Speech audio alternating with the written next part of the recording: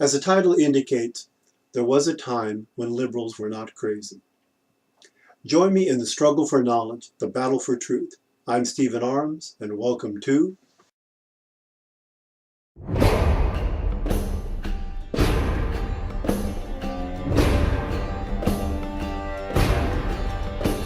Classical liberalism is different from today's usage of the term liberal. It emerged as a reaction to Europe's decaying feudal order in the 17th and 18th centuries, and it began to articulate an ideology that rejected hereditary and ecclesiastic privilege, the privilege of the state, the privilege of the church. One of the most important ideas of classical liberalism holds that there are certain natural rights to which no government, elected or otherwise, may deprive from its citizens. This is a very important distinction. It shows up in things like the Magna Carta and very much in the Constitution of the United States. Governments do not give rights to their citizens. Citizens as human beings have certain inalienable rights. Now, political philosophers began to develop ideas of natural rights and the social contract or social compact. There were four movements that influenced the idea of classical liberalism in Western civilization. And they're the Protestant Reformation, humanism, the Enlightenment, and the social contract. Now, each one at a time. The Protestant Reformation is the notion that a person has an individual relationship with the divine. This is one of the things that came from the split between the Catholics and the Protestants. And so therefore the individual doesn't necessarily need the church directly to get their salvation from, that it comes from God. The second movement was humanism. Now, humanism is a doctrine and an attitude that's centered on human interest or values, especially a philosophy that rejects the concept of the supernatural aspects of the world and stresses individual dignity and the worth and capacity of self-realization through reason. Again, it's pretty much putting aside some of the aspects of religion which it would consider in the supernatural. Machiavelli, Erasmus, Thomas Hobbes, Spinoza, these are all thinkers that were noted for being humanists.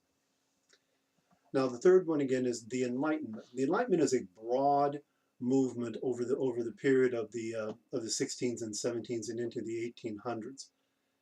And it has an assumption that the world has a natural order, that the universe basically is a clockwork universe made by God, the clockmaker, which is what Jefferson mentions in the Declaration of Independence when he talks about the creator, endowed by their creator. That's what he's talking about there. And the Enlightenment believes that individual reason can discover and understand independently of faith or any other forces of this universe, a rationalist philosophy. Now, Thomas Jefferson obviously would be an example of this. Benjamin Franklin would be another classic example on it. And if you want to know who those are, you can look at them on various US currencies. Now, the fourth concept is the concept of the social compact, or sometimes called the social contract. Now, this is an agreement between the governed and the government, defining and limiting the rights and the duties of each. Now, the American Constitution is a classic example of this. And there are a lot of thinkers that contributed to this philosophy. John Locke, Voltaire, Rousseau, Patrick Henry, Thomas Paine, Thomas Jefferson. Now, when thinking about what exactly are the principles of classical liberalism, there are several, and I'll go through them one at a time. First and foremost is liberty. The liberty is the ultimate freedom of the individual. It is a condition of being free from oppression, from being restricted and controlled by your government or by other powers, be it the government or the church. That individuals have the right to engage in actions and speech without the control or influence of these powers. And because of that, then the next part of classical liberalism is a skepticism about power. That questioning the government in its use of power is important in classical liberalism. Classical liberals believe that the individual is the best judge of their own interests, not the government, not the church, not anybody else. And of course, that would bring on to the idea of individualism, that the individual is important and in many ways is as important as the whole collective, that you should not sacrifice the interests of the individual for what people would argue is the common good. I'm going to go through these one at a time, and I'm going to come back and critique them a little bit toward the end of it, but we'll just go through the basic principles now. Classical liberalism believes in a civil society, that the society has to not be chaotic, that you have to have an orderly society that's under control. But they do believe that in the idea of spontaneous order, that people can organize and plan their own lives, that they can self-organize, that order does not require institutions to manipulate them and organize them, that order can arise from individuals. And of course, in a civil society, you're going to have law. So the rule of law is important, and that there's equity before the law. That there are some higher principles which that you should be able to use to examine what a government does. And again, the concept again of inalienable rights, that you have equity before the law, and the law is the law, but there are principles that can be even greater than the law that all individuals have a right to. And because of that, no surprise, the next concept is limited government. That there are very few things that the government can and should do in society. The goal of the government is to protect life, liberty, and the property of people, and other than that, it probably should stay out of your way. And because of that, the concept of free markets is important in classical liberalism. The government really should not have a say on how people run their lives and their business and their economy. They should be left to the decisions and the market. That prices should be determined by competition between privately owned businesses. And the last two aspects of classical liberalism are freedom. Freedom to be able to move your capital, your labor, people, your goods, your services, that you should be able to move them and take them with you, and you should have control of those.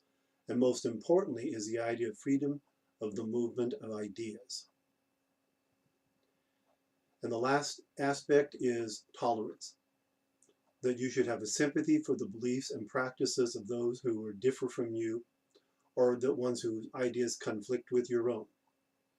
You should not interfere with things just because you disapproved of it. Now, in critiquing these, I'm going to start with the last one. We're going to work our way back. There are some problems in this. A lot of this people would say, well, this sounds a lot like what the libertarians talk about these days. And to some extent, there's some truth in that, except the libertarians miss the boat on a lot of this. They talk a good fight, but they're not necessarily able to fight a good fight. Again, for the concept of tolerance is a wonderful idea. Tolerance of the practices of others should be the case. People should have a right to live their lives as they choose to, as long as their rights are not interfering with your rights. So it's okay to be tolerant and even to be accepting of other people's ideas. But just because you tolerate doesn't mean you have to necessarily approve, or that you have to accept, or that you have to celebrate it. In the modern world, we have this idea that if you disagree with someone, you can't just be tolerant of them, you have to be acceptant, and you even have to celebrate them. If you disagree with the activities of individuals choose in their lives, their religion, their personal choices, their sexual preferences, whatever you want to choose, somehow if you don't agree with them and accept them and think that they're wonderful, then you must be some kind of a monster. Now, freedom, this aspect of classical liberalism, I pretty much have no problems with. I do believe that people should be able to move their funds, they should be able to take their labor, their goods, their services. They ultimately have control of those. That means that the government shouldn't have the right to tell me that what I have to do with those. The government does sometimes in modern times, and that's a problem. And especially this ties into the tolerance idea again, is the idea of freedom of ideas. That you have to be able to allow the free movement of ideas. People need to be able to express themselves.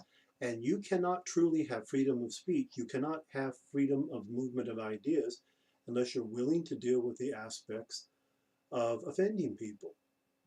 If you don't agree with someone, you always run the risk, by simple nature of a discussion, you are going to have to offend them. And if a person hears your ideas and becomes offended and runs away covering their ears, screaming to a safe space somewhere, then they have no freedom of speech either, because they're not exercising that concept. And it's funny that you're not allowed to offend them, but they're allowed to offend you. Again, true freedom of movement of ideas requires everybody to be able to move those ideas around. Now, as far as the free markets, I'm generally of the opinion that free markets are a good idea. I do believe that you do have to be careful with when you put the concept of that competition between privately owned businesses is all that you need, because again, you can't have monopolies. You can't have situations. Microsoft comes to mind, where they eliminated pretty much their competition. So I mean, and it's happened in the past. We've had, Theodore Roosevelt was known as a trust buster, dealing with railroad companies and other factors of that were monopolies that needed to be regulated by the government. I don't think the government should have a lot of regulation, but at least enough to give everybody a fair chance. But again, I do believe in the idea of limited government. The less government has to do, the better people's lives generally are. Protect your life, protect your liberty, protect your property. That's plenty to do right there. So limited government, good idea. And of course, the rule of law, that everyone should be equal before the law. And there's there's some interesting concepts of that. If that's the case, then should everyone be taxed the same? Everyone should be taxed the exact same percentage, because that means you'd be equal before the law. Also, in the rule of law comes the idea of higher principles, and I do believe there are inalienable rights that human beings have that are stronger than the law themselves. Spontaneous order, I do believe it happens. I think it only happens if people are very careful and pretty energetic. That almost one of the first things that happens when individuals start creating, organizing, is they start organizing into groups. So it's okay that an individual can create order themselves, but they generally immediately find like-minded people and start working together, because again, 100 people can generally do more than a single person. Now, you have to have a civil society. And this is one of the ones where the libertarians like to say this, but they lose track on some of the concepts, because a lot of libertarians in modern society say, well, then people are adults, they should be able to do what they want with their lives, they should be able to use drugs. And again, to a certain extent, obviously there's some things that people can use. But if you want to have a civil society and you don't want to have a chaotic society, then you really can't allow people to have unlimited access to drugs, because it will put them in a position where you will have a chaotic society. It doesn't matter how much you give them, they're going to end up, people that use drugs are going to behave in chaotic manners. They're going to have unprotected sex, and then now you have children that are addicted. They're going to operate vehicles because people don't always make the right choices. They're going to wander out in the streets. And if you really think that being addicted to opioids is a wonderful thing and that you should just allow people to do it, anyone who believes that just need to spend a little time around people who are addicted to opioids. There's a nostalgic idea, I think, in the libertarian movement about the whole counterculture movement of the 60s and the drugs back then and all that. But again, people were still addicted to heroin back then and were dying from it. People were still wiping their minds out with psychedelic drugs like LSD. Psychotropic and psychedelic, actually. So, I mean, civil society, yes, but does that mean, but when you mix too much freedom into that, you can't have a civil society. Now, I do believe that individualism is very important. That I do believe that you should not sacrifice the individual. People generally say, well, the needs of the many outweigh the needs of the few. It's, quoting Spock here. But that's fine if you don't happen to be the few. The instant it's you that's being killed, your rights that are being taken away, then suddenly it becomes a different sort of argument. An individual, the collective should not trample on the rights of the individual. But on the other hand, the individual also has to be, sometimes there is a consideration of what is best for the common good. I mean, again, if you imagine me in the situation that, a good example of this historically would be Harry Truman. Harry Truman dropped atomic bombs in Hiroshima and Nagasaki. And, and tens of thousands of Japanese were killed in a horrible manner. And you go, well, that was horrible. They sacrificed those individuals for what would be the common good. And I go, agreed. But on the other hand, the projections of the invasion of Japan was going to be 1 million American dead and 2 to 3 million Japanese dead, taking the islands with conventional force. So again, sometimes the issues of the individual and the common good do need to be considered. Now, the next, skepticism about power. You should always be skeptical of your government. Governments are made of people, largely of which are ungoverned. And I think we're seeing that in our government these days very much so. All you have to do is keep an eye on Congress, what's happening right now, and other aspects of our government. You'll find out that that government needs to be questioned. Its power needs to be looked upon carefully. And that individuals are the best judge of their own interests, and the government should leave them alone, generally speaking. Word prohibited. Again, suddenly, the opioid addiction concept starts coming to mind again. But I also do believe, lastly, that freedom is the most important thing that we have. And freedom is a fascinating function of human beings. We're one of the few creatures that actually want true freedom. Most of groups want to be in part of groups. Human beings actually want to have the ability to be part of a group, but also the part to be individual. And that you should be free of the oppressive restrictions of governments. Your government shouldn't be controlling your actions, but you do, if you've created a social contract, you have agreed to give some of your freedoms away to be governed by a government. Now, your government also is not supposed to take away freedoms more than you've allowed them to take. So there is a balance back and forth. And the problem with freedom is that, generally speaking, to quote a story I read one time dealing with the devil pointed out that freedom isn't, human beings don't sell their freedom, they give it away. So that is the problem, is that if you're too comfortable, then maybe you're giving away your liberty. Maybe you need to be careful about the fact and look and be involved. And that's kind of the purpose of my videos here.